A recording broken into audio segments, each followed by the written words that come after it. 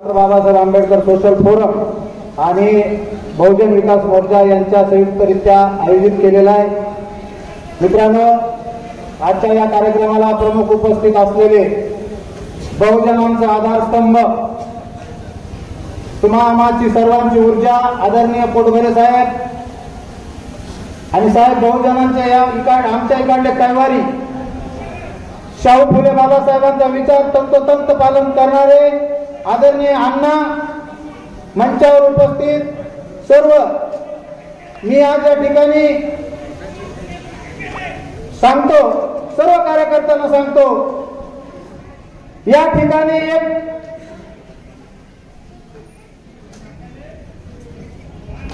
दोन छावे या ठिकाणी एकत्र आलेले आहेत। या जिल्ह्यामध्ये आदरणीय पोटभरे साहेब आणि आदरणीय अण्णा ही ज्यावेळेस एकत्र येतात त्यावेळेस या जिल्ह्यामध्ये निश्चितपणाने भविष्यात क्रांती घडणार आहे आणि त्या निमित्ताने आज आपण या ठिकाणी आलेलो आहोत। एक आहे भीमाईचा भिवा आणि एक आहे जिजाऊचा शिवा। या पद्धतीने हे दोन छावे या ठिकाणी एकत्र आलेले आहेत आणि मित्र कसा असावा त्या मित्राचं उदाहरण मी आदरणीय पोटभरे साहेबांच्या माध्यमातून देतो। ते या राज्याचे नेते आहेत, परंतु त्यांनी बीडमध्ये पत्रकार परिषद घेऊन सांगितलं की मी माझा कोणत्या पक्षाबरोबर असेल, परंतु आष्टी मतदारसंघामध्ये माझे मित्र आदरणीय अण्णांच्या पाठीशी माझी सर्व फौज या ठिकाणी उभा करणार आहे आणि म्हणून आम्ही या ठिकाणी हा कार्यक्रमाचं आयोजन केलेलं आहे। मित्रांनो, अण्णांना या ठिकाणी आपल्याला आमदार कशासाठी करायचंय?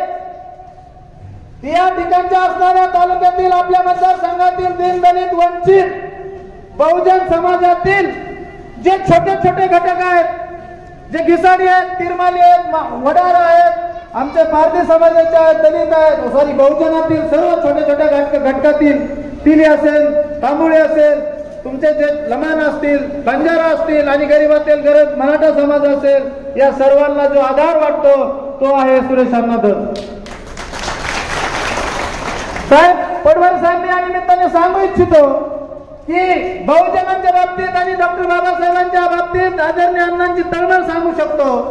या तालुक्यातील असणाऱ्या, या मतदारसंघातील असणाऱ्या माझ्या दलित समाजाला रमाई घरकुल योजनेचा लाभ मिळाला पाहिजे, आदिवासी समाजातील लोकांना शबरी योजनेचा लाभ मिळाला पाहिजे। या सर्व छोट्या मोठ्या घटकांकडे, छोट्या मोठ्या प्रश्नांकडे जातीने लक्ष ठेवणारे आदरणीय अण्णा आहेत। एक उदाहरण सांगतो, या ठिकाणी कडेची मंडळी उपस्थित आहे। आम्ही साहेब या ठिकाणी कडाते आपलं सॉरी नाही साबरकडते चिंचपूर हा रस्ता या ठिकाणी काम सुरू आहे। त्या ठिकाणी आपल्याकडे येथील बाबासाहेब आंबेडकरांचा जो पुतळा आहे तो रस्त्याच्या मध्यभागी आला होता आणि त्या ठिकाणी सॉरी साईडला होता, त्या ठिकाणी काम येऊन थांबलं। आमच्या सर्व तालुक्यातील आणि विशेषतः कड्यातील सर्व मंडळींनी त्या ठिकाणी सुद्धा त्यांना अण्णाच दिसले की हा प्रश्न कोण मार्गी लावू शकतं, तर आम्ही सर्वजण त्या ठिकाणी अण्णाला भेटलो। साहेब, 4 दिवसामध्ये हा प्रश्न दिल्ली दरबारी नेण्याचं काम या ठिकाणी आदरणीय अण्णांनी केलेलं आहे। आपण सभा ऐकली असेल त्याची, अनेक आमचे सर्व कार्यकर्ते त्या ठिकाणी आले होते। त्या सभेमध्ये सुद्धा अण्णांनी त्या ठिकाणी बाबासाहेबांच्या पुतळ्याचा उल्लेख केला आणि गडकरी साहेबांनी शब्द दिला की तुम्ही येणाऱ्या विधानसभेमध्ये अण्णांना विजय करा आणि तुमचे जेवढे अण्णांनी सांगितलेले काम आहेत ते संपूर्ण करून देण्याची जबाबदारी गडकरी साहेबांनी उचललेली। साहेब, या ठिकाणी अनेक अॅट्रॉसिटीच्या प्रकरणामध्ये अनेक गावामध्ये दलित विरुद्ध सवर्णांचे वाद झाले, पण ते जागेवर मिटवण्याचं काम त्या ठिकाणी अण्णांनी केलेलं आहे। ज्या ठिकाणी मराठा बांधवांची चूक असेल त्यांना त्या ठिकाणी त्यांची चूक सांगितलेली आहे, ज्या ठिकाणी माझ्या दलित बांधवांची चूक असेल त्यांच्या सुद्धा गावामध्ये जाऊन समेट घालण्याचं काम आदरणीय अण्णांनी केलेलं आहे। आणि असं नेतृत्व तयार व्हायला मित्रांनो अनेक वर्षाचा कालावधी लागेल आपल्यासाठी, बहुजनांसाठी असं नेतृत्व तयार व्हायला। म्हणून या नेतृत्वावर या नेतृत्वाला अडचणीत आणण्यासाठी याच तालुक्यातील नव्हे जिल्ह्यातील अनेक यंत्रणा या ठिकाणी सतर्क झालेल्या आहेत। तुम्हा आम्हाला या ठिकाणी याचं रक्षण करायचंय, कारण ज्या बाबासाहेब आंबेडकरांच्या संविधानाचं तंतोतंत पालन या ठिकाणी जर कोण करीत असेल, माझ्या छोट्या घटकावर अन्याय नाही झाला पाहिजे, त्याला कुठलीही इजा पोहोचली नाही पाहिजे, की बाबासाहेबांच्या संविधानाच्या अनुषंगाने त्याचं पालन करणाऱ्या नेतृत्वाला आपल्याला जपायचंय। वेळ जास्तीचा झालेला आहे, या ठिकाणी जास्तीचं काही नाही, म्हणजे जास्तीचं न बोलता मी आदरणीय पोटभरे साहेबांना विनंती करतो की साहेब मुंडे साहेब हे तुमचे मित्र होते, मुंडे साहेबांच्या नंतर धस साहेब हे तुमचे मित्र आहेत. अण्णा आमची विनंती आहे की आमच्या या नेतृत्वाला भविष्यामध्ये महाराष्ट्रात काम करण्यासाठी आपला शब्द त्या ठिकाणी खर्च करावा आणि साहेबांना त्या ठिकाणी राज्य लेवलवर काम करण्याची संधी उपलब्ध करून द्यावी अशा पद्धतीची विनंती करतो. आणि येणाऱ्या 20 तारखेला कुठल्याही भूलथापेला ओबीसी बीबीसी कुठल्याही समाजाच्या भूलथापेला बळी न पडता ज्यांचा विजय निश्चित झालेला आहे असे आपले लोकनेते सर्वसामान्यांचा आवाज आदरणीय अण्णांना या ठिकाणी कमळाच्या फुलावरती त्यांच्या बटन दाबून प्रचंड मताने विधानसभेमध्ये पाठवायचंय. साहेब आता अण्णा नुसते आमदार होणार नाहीत, साहेब आमदार होणार नाहीत, साहेब हे नामदार होणार आहेत. म्हणून मी आता घोषणा देतो, आपण घोषणा द्यायच्या आणि माझं भाषण संपविणार आहे. आष्टी का आमदार कैसा हो, जरा हात वर करा, जेवले नाही आम्हाला मान्य आहे, जरा हात वर करून घोषणा द्या ना. आष्टी का आमदार कैसा हो, सुरेश अन्ना तुम आगे बढ़ो, पोडवरे साहेब तुम आगे बढ़ो. या ठिकाणी थांबतो. जय भीम, जय भारत, जय संविधान. साहेबांचं आपण स्वागत करा.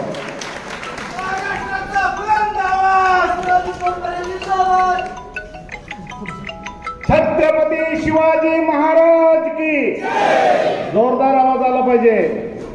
छत्रपती शिवाजी महाराज की परमपूज्य डॉक्टर बाबासाहेब आंबेडकरांचा, महात्मा ज्योतिबा फुलेंचा, साहित्यरत्न अण्णाभाऊ साठेंचा, अहिल्यादेवी होळकरांचा, संत भगवान बाबांचा,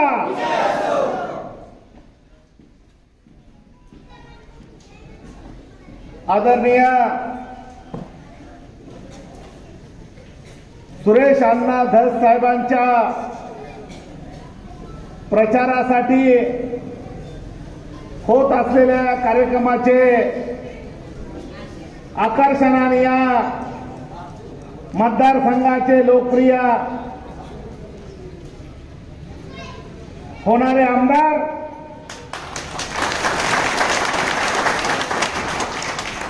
आदरणीय सुरेश अण्णा धस साहेब या कार्यक्रमाचे संयोजक यशवंत खंडाळे आणि त्यांचे सर्व सहकारी, त्या सर्वांचे नाव मी काही घेणार नाही. उपस्थित भावानो आणि बहिणीनो, खूप वेळ झाला याची मला कल्पना आहे. अण्णालाही त्याची जाणीव आहे, परंतु 20 तारखेपर्यंत आपल्याला कळ काढावी लागेल.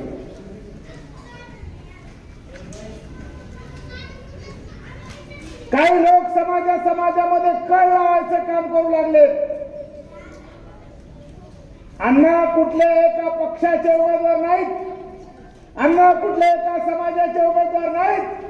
अण्णांना पाठिंबा मराठा समाजाचा, साळी समाजाचा, माळी समाजाचा, कोळी माळी साळी कोळी माळी, तेली तांबोळी वंजारी बंजारी कुंजारी अक्षर धनगर लोहार सुतार महार मान चांबा ढोर कैकाडी वडरी पारधी या सगळ्या समाजाचा पाठिंबा असणारा बीड जिल्ह्यात एकमेव उमेदवार कोण असेल त्यांचं नाव आहे सुरेश अण्णा धस.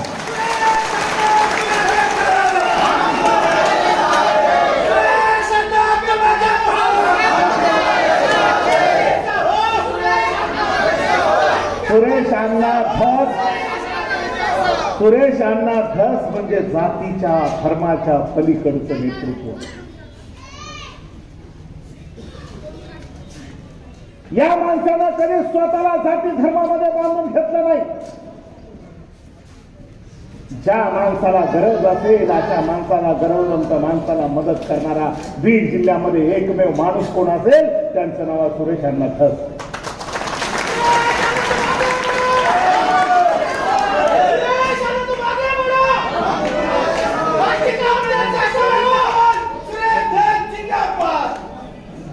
मी बघितलं अनेक गावामध्ये अण्णाचा माझा प्रसंग गेल्या 25-30 वर्षापासून आहे.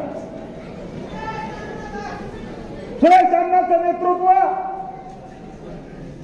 वरून टपकलेलं नेतृत्व नाही, वरून आलेलं नेतृत्व नाही. सुरेश अण्णांचं नेतृत्व हे संघर्षातून उभं राहिलेलं नेतृत्व. त्या माणसाला प्रचंड संघर्ष केलेला.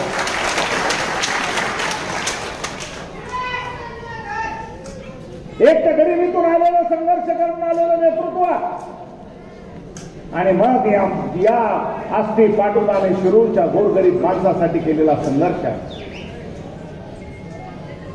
कधी मोठेपणा नाही, कुठं बडे जाऊ नाही, मी आमदार आहे, मी मंत्री आहे, अशा मनामध्ये कधीच त्यांच्या मनामध्ये कधी शिवलं नाही. त्या माणसाने इथल्या माता भगिनी असतील, इथला भाव असेल. मला आठवत आहे सुरेश अण्णा देण्याच्या खुर्चीत आले किंवा देण्याच्या ऐपतीत आले, त्या माणसाने त्यांच्या दारातून कधीच कुण्या माणसाला खाली हात जाऊ दिलेले नाही.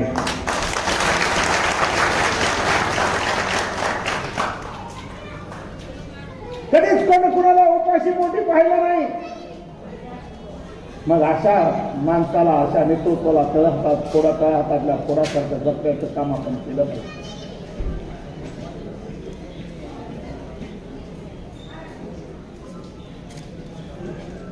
बीड जिल्ह्यातल्या अनेक नेत्यांना मी सांगितलं सुरेश अण्णा का निवडून आले पाहिजे. इथल्या सर्वसामान्यांचा आवाज त्या विधानसभेमध्ये बुलंद करण्यासाठी सुरेश अण्णा निवडून आले पाहिजे. त्यांच्या स्वतःसाठी नाही. आणि ते विधान परिषदेत उद्या जाऊ शकतात, ते विधान भवनामध्ये बोलू शकतात, परंतु जनतेचा आवाज बनायचा असेल तर त्यांना विधानसभेमध्ये आपलं पाठवणं हे आपलं कर्तव्य आहे. आणि अण्णा, मी या बौद्ध समाजाच्या वतीनं आपल्याला आश्वासित करतो, तुम्ही केवळ एकट्या कड्याच्या बाबासाहेबांच्या पुतळ्याचा प्रश्न सोडवला नाही. कुसुम मध्ये झालेली दंगल ही मला आठवते की तिथं तुम्ही आणि मी दोघ जण होतो. दोन्ही समाजाला न्याय देण्याचं काम त्यांनी केलं. मी तुम्हाला आश्वासित करू इच्छितो, तुम्ही देण्याचं काम केलं. काही लोक म्हणतात, काही म्हण आहे, देणाऱ्याने देत जावे, घेणाऱ्याने घेत जावे, देता देता देणाऱ्याचे हात सुद्धा घ्यावेत. आपला असं आपल्याला अन्नाचे हात घ्यायचे नाहीत, अन्नाला साथ आपल्याला द्यायची. त्यांना साथ देण्याचं काम आपल्याला करायचं. म्हणून मी यशवंत आणि सहकार्यांना सांगितलं की एक मेळावा ठेवा. मी कुठेही असेल, किती अडचणीत असेल, मी तुमच्या मेळाव्याला येणार. अण्णांना उशीर झाला, मी इथं 1 वाजता येऊन थांबलेला.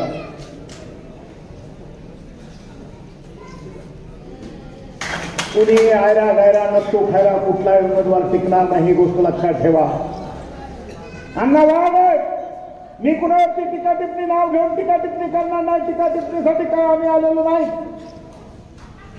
हे अण्णाचं काम बोलताय, हे अण्णाचं काम बोलताय, हे सुरेश दास अण्णाचं काम बोलताय.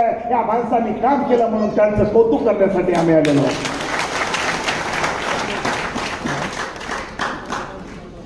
अण्णाचा डिझेल सुद्धा मी घेणार नाही. अण्णा, तुमचा चहा सुद्धा आता देणार नाही मी विधानसभा होईपर्यंत. तुमचं डिझेल घेणार नाही, तुमचं जेवण सुद्धा मी आज घेणार नाही. विधानसभेच्या नंतर या गोरगरीब समाजाचं पोट भरण्याचं काम पोटभरेच्या मार्फत तुम्हाला करावं लागेल. ही गोष्ट सांगण्यासाठी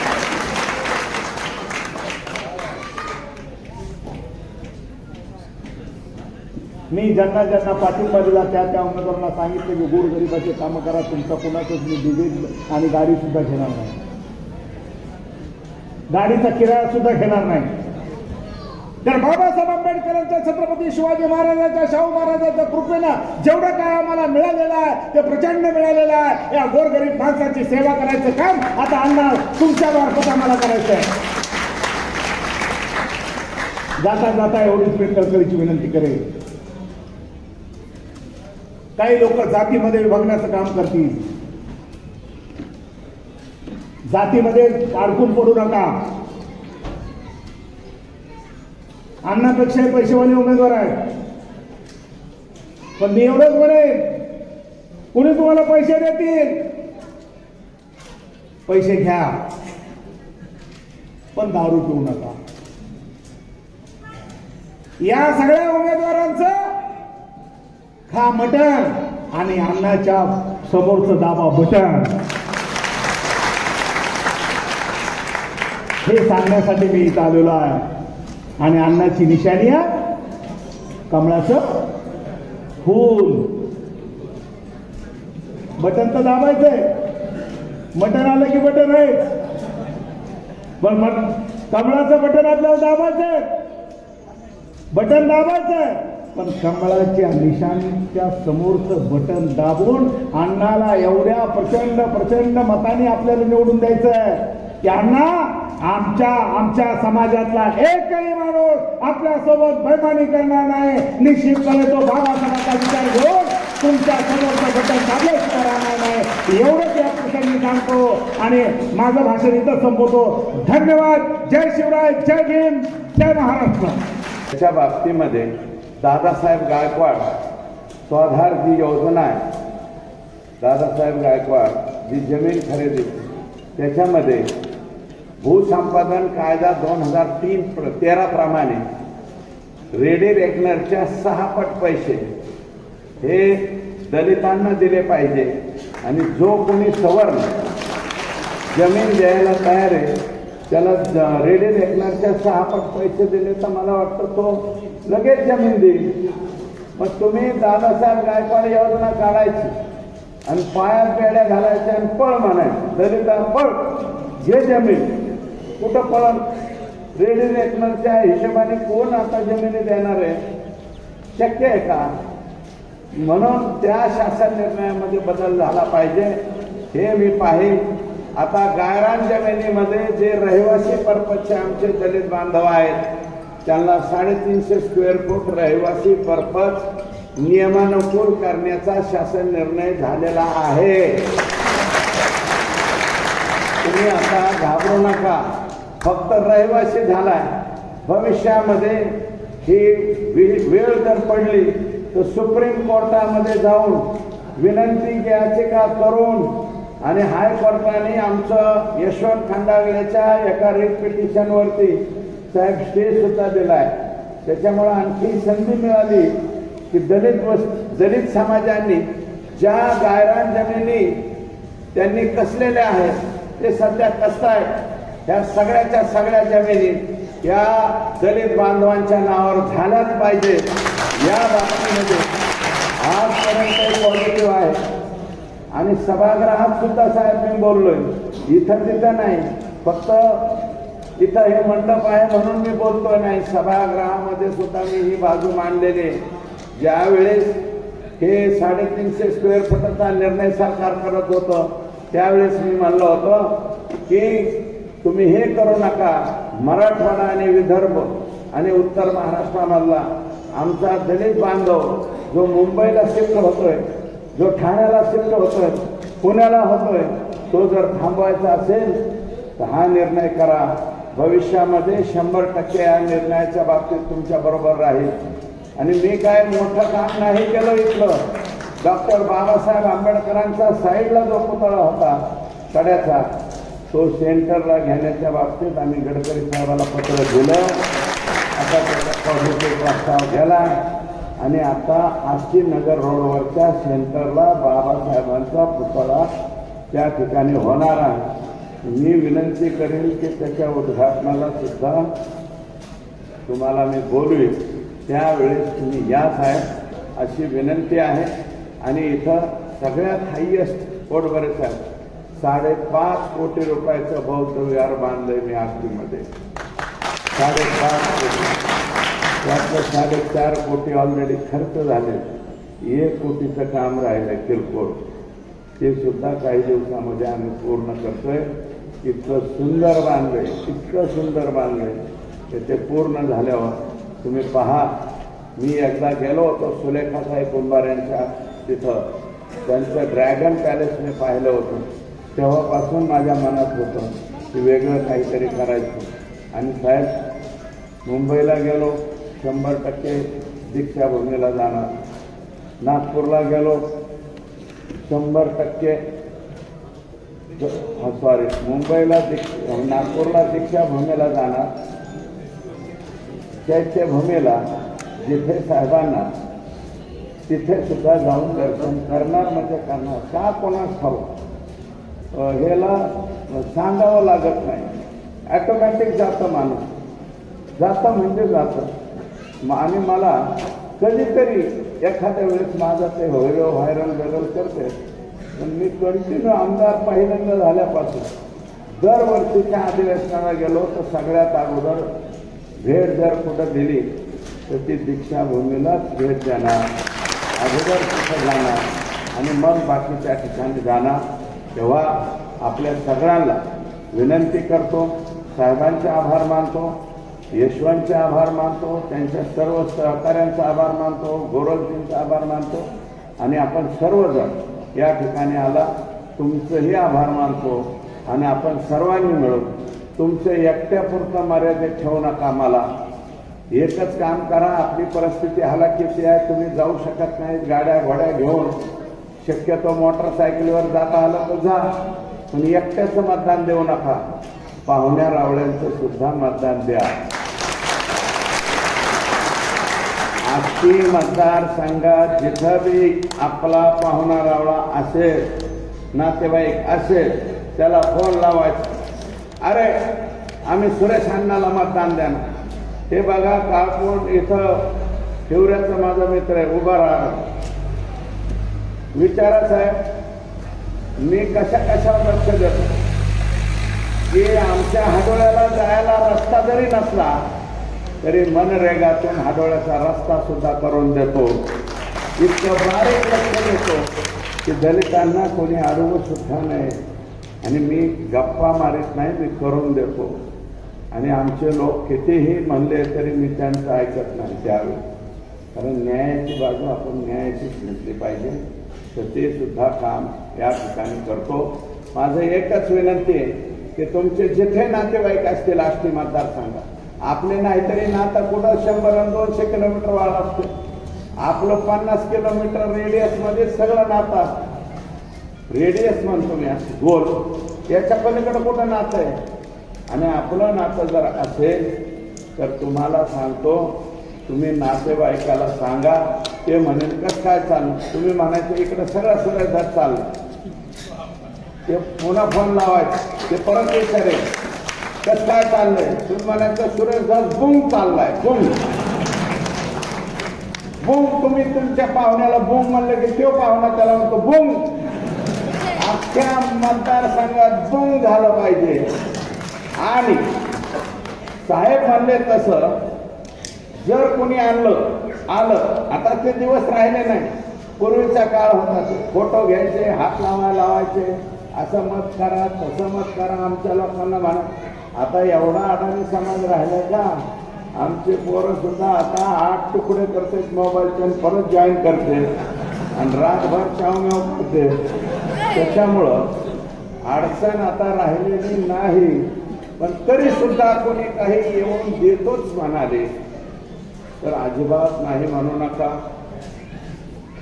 बाबूरावजी म्हणले तसं कोणी खायला चला म्हणलं तरी नाही म्हणू नका. आणि तो जर काही देताना म्हणला तुम्हाला शपथ घ्यावं लागेल, तर ते विचारायचं कोणत्या देवाची, कोणत्या देवीची, किंवा म्हणून अमक्या याची, तर तुम्ही आधीच मनात म्हणायचं, हे देवा मला माफ कर, मी आता हे खोटी शपथ घेतोय.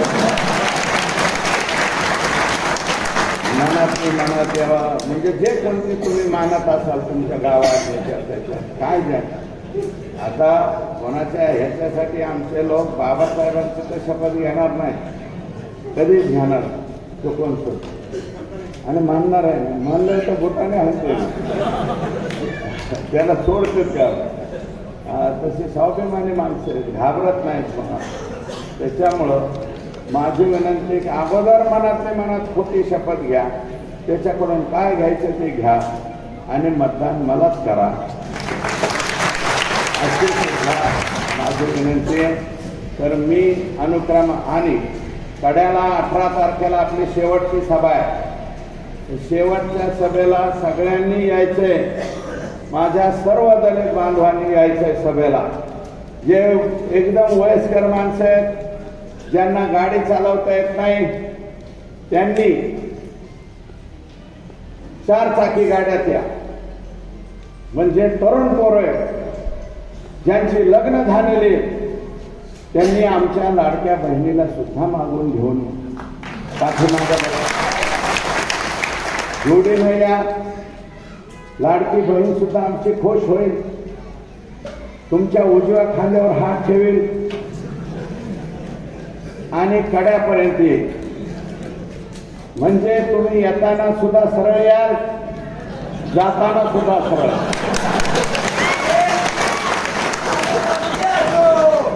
आणि आमच्या खिशाला सुद्धा चाट जरा कमी बसा.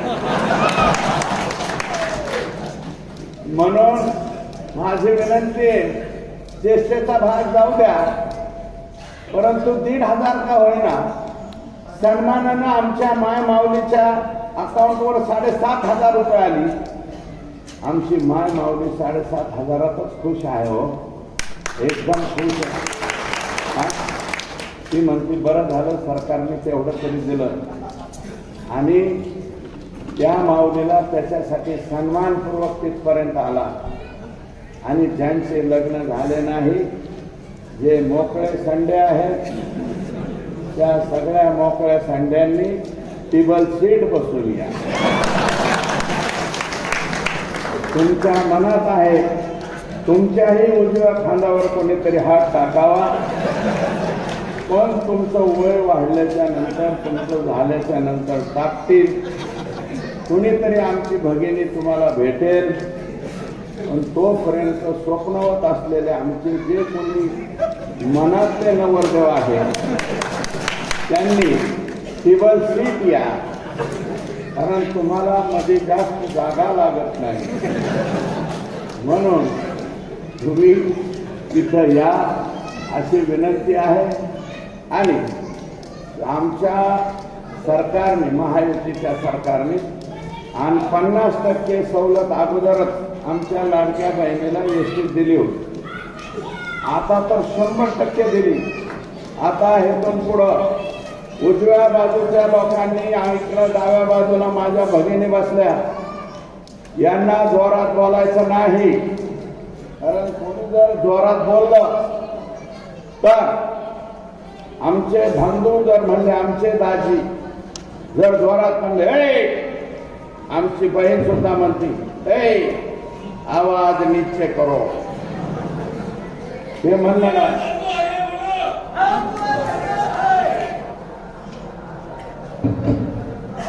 बरं का, आवाज नीचे करो, हात नीचे करो असं म्हणल्याबरोबर हे पण म्हणते आवाज खाली करा.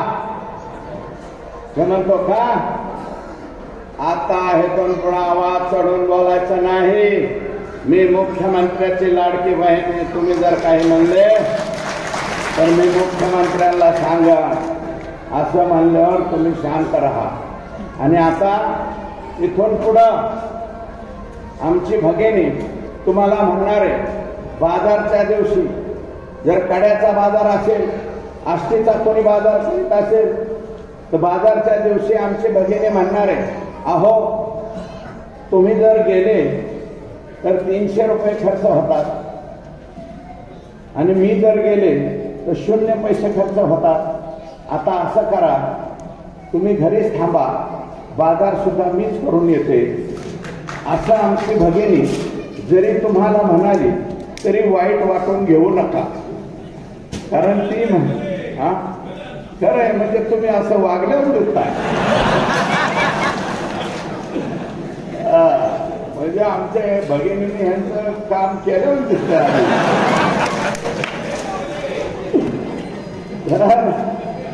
माझी विनंती आपल्याला पुन्हा एकदा हात जोडून पाया पडून विनम्र विनंती, तुम्हा सगळ्यांना विनंती करतो.